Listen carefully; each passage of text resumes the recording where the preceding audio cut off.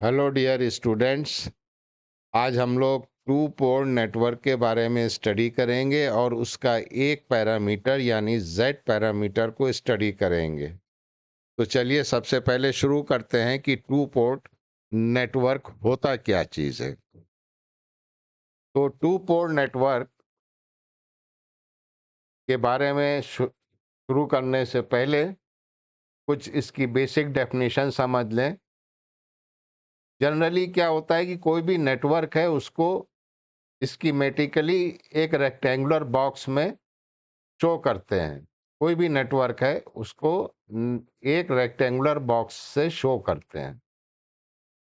अब ये नेटवर्क जो है ये रिप्रेजेंट करता है या तो सोर्स या लोड या और भी दूसरे पर्पस के लिए। जैसा कि आप फिगर 1 में देख पा रहे हैं कि नेटवर्क एक रेक्टेंगुलर बॉक्स में है और दो टर्मिनल बाहर निकले हुए हैं। तो ये दो टर्मिनल को कहेंगे हम एक पेयर है, जोड़ा है। ये दो टर्मिनल्स क्या हैं? बेसिकली ये एक पेयर है, ये पेयर बन गया। पेयर समझते हैं ना, जोड़ा। तो अगर ये एक पेयर है तो इसको हम कहेंगे वन पोर्ट नेटवर्क। दूसरे फिगर में देखिए, फिगर 2 में, इसमें एक पोर्ट ये है यानी एक पेयर ये है और दूसरा पेयर ये वाला है। तो एक पेयर ये हुआ, दूसरा पेयर ये हुआ, तो ये हो गया टू पोर्ट। तो पोर्ट का मतलब है ए पेयर ऑफ टर्मिनल, जिससे एक टर्मिनल से करंट इंटर होगा, दूसरे टर्मिनल से करंट बाहर आएगा। तो जो पेयर ऑफ टर्मिनल्स हैं उसको हम कहते हैं पोर्ट। अगर दो पेयर हैं तो टू पोर्ट नेटवर्क कहलाएगा। अब इसमें क्या होता है कि आप इसको दूसरी तरीके से भी कह सकते हैं कि a pair, or you can say a port is defined as any pair of terminal into which energy is supplied or from which energy is withdrawn, or or where the network variable may be measured। क्या मतलब हुआ कि port किसको कहते हैं? Port कहते हैं, एक डेफिनेशन तो आपको हमने बताई कि पेयर ऑफ टर्मिनल्स को कहते हैं। अगर एक पेयर है तो वन पोर्ट है, अगर टू पेयर है तो टू पोर्ट है। ठीक है ना? अब इसको हम दूसरे तरीके से भी कह सकते हैं कि पोर्ट जो है वो कोई भी पेयर है टर्मिनल का जिसमें एनर्जी सप्लाई करते हैं, यानी यहां से एनर्जी सोर्स कनेक्ट करते हैं, इस टर्मिनल टू पे एनर्जी विड्रॉ करते हैं, या ये दोनों टर्मिनल पे हम वोल्टेज और करंट मेजर करते हैं। अब टू पोल नेटवर्क एक सिंपल नेटवर्क है जो ब्लैक बॉक्स में, जिसको हम रेक्टेंगल बॉक्स कहते हैं, स्क्वायर बॉक्स कहते हैं, इसमें जो है ये दो टर्मिनल निकले हुए हैं। और ये बिल्डिंग ब्लॉक जो है ये बहुत कॉमन है इलेक्ट्रॉनिक सर्किट, इलेक्ट्रॉनिक सिस्टम में, कम्युनिकेशन सिस्टम में, ट्रांसमिशन और डिस्ट्रीब्यूशन सिस्टम में, ये बहुत कॉमन है। तो जैसा कि फिगर 1 में आप देख पा रहे हैं कि एक पेयर ऑफ टर्मिनल्स है जिसमें एक टर्मिनल से करंट इंटर हो रहा है, दूसरे टर्मिनल से करंट बाहर जा रहा है। तो टू पोर्ट जिसमें कोई सोर्स ना हो उसे हम कहते हैं पैसिव पोर्ट। जिसमें कोई भी टू पोर्ट जिसमें कोई सोर्सेज ना हो उसे हम कहते हैं पैसिव पोर्ट। जैसे कि पावर ट्रांसमिशन लाइन, ट्रांसफार्मर। और टू पोर्ट कंटेनिंग सोर्सेस, यानी टू पोर्ट जिसमें सोर्सेस कनेक्ट हो, उसे हम कहते हैं एक्टिव पोर्ट। उसे हम कहते हैं एक्टिव पोर्ट। तो वोल्टेज और करंट दोनों असाइन कर देते हैं। चलिए आगे नेक्स्ट फिगर में देखें। तो जैसा कि हमने आपको यहाँ पे बताया इस डायग्राम में कि ये फिगर 2 जो है ये फिगर 2 पोर्ट नेटवर्क है। यहाँ पे 2 पेयर हैं टर्मिनल्स के।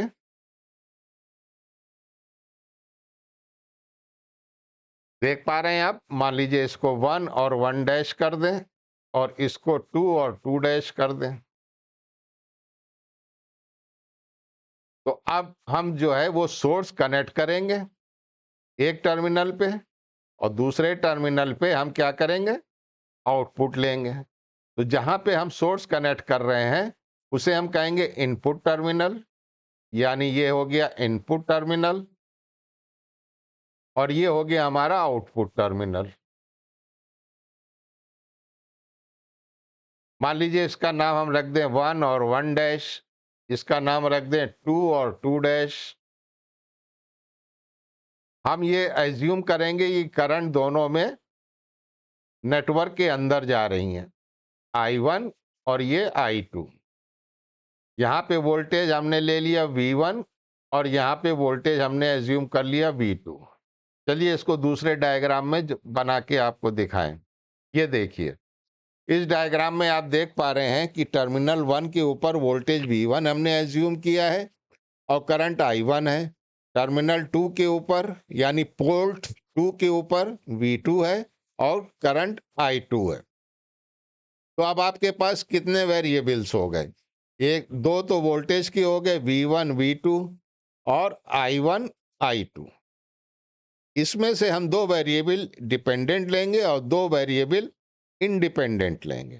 तो आपके पास वेरिएबल कितने हैं? 4 और 2 एक साथ लेना है। कितने पॉसिबल कॉम्बिनेशन बनेंगे बच्चों? 6 पॉसिबल कॉम्बिनेशन बनेंगे। ठीक है, जैसा कि यहाँ पे हमने लिख दिया है, out of 4 variable V1 I1 V2 I2 any 2 can be considered as independent variable and 2 dependent variable. 2 independent लेंगे और 2 डिपेंडेंट लेंगे। अब आइए सबसे पहले 2 पोल नेटवर्क का पहला एलिमेंट इंपीडेंस पैरामीटर स्टडी करते हैं। यहाँ पे हमने एज्यूम किया है कि I1 और I2 जो है वो इंडिपेंडेंट वेरिएबल हैं और V1 V2 जो है वो डिपेंडेंट वेरिएबल है। I1 I2 इंडिपेंडेंट वेरिएबल है और V1 V2 जो है डिपेंडेंट वेरिएबल है। 2 पोल नेटवर्क की बात हो रही है। तो 2 पोल नेटवर्क में क्या था? ये ब्लैक बॉक्स था, ऐसे ये ब्लैक बॉक्स था। यहाँ पे जो एक पेयर था और यहाँ पे एक पेयर है। यहाँ का वोल्टेज V2 है, यहाँ का वोल्टेज V1 है, इसमें करंट I1 है और इसमें करंट I2 है। तो I1 I2 को हमने इंडिपेंडेंट एज्यूम किया और V1 V2 को डिपेंडेंट। तो V1 जो है वो किसका फंक्शन होगा? I1 I2 का होगा और V2 किसका होगा? I1 I2 का होगा। अब इसकी इक्वेशन कैसे लिखें? Question is how to write the equations. तो हमें ओम्स लॉ पता है, V is equal to ZI। ठीक है, तो V1 is equal to Z11 I1 plus Z12 I2। V2 is equal to Z21 I1 Z22 I2। Matrix form में लिख लिया। V1 V2 ये मैट्रिक्स Z की आ गई, ये I1 I2 आ गया। देखिए ये ओम्स लॉ हो गया। ये इक्वेशन 1 और 2 जो है ये कहलाती है डिफाइनिंग इक्वेशन।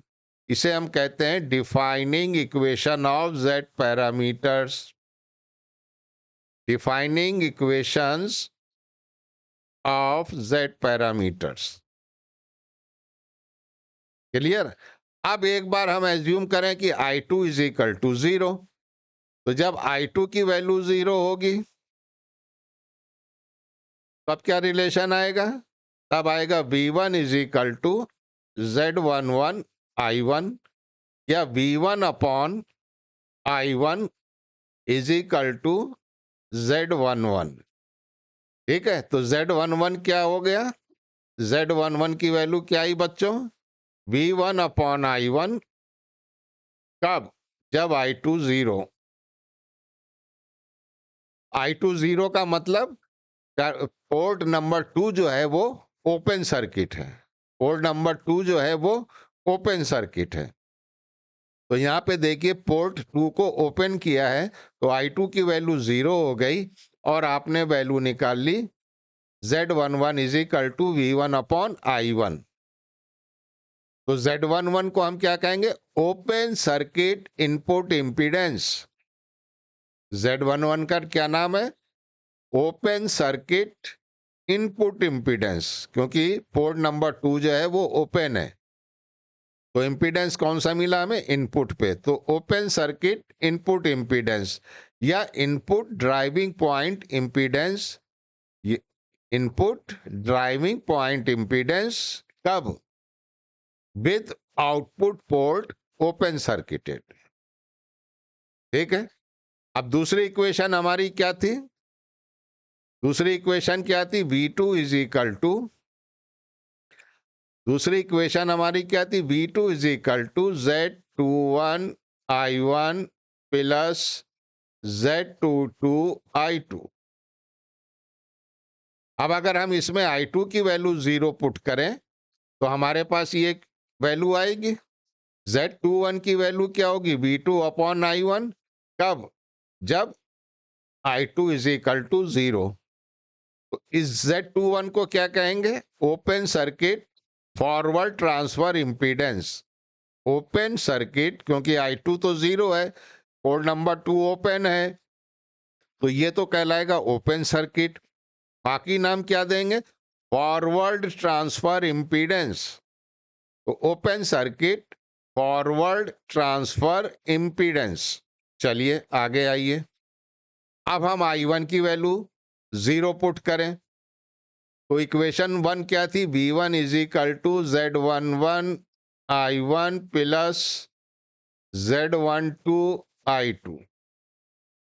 तो I1 की वैल्यू 0 पुट करेंगे तो हमारे पास ये वैल्यू आएगी। अगर हम यहाँ I1 की वैल्यू पुट करें 0 तो Z12 is equal to V1 upon I2 is equal to Z12। कब?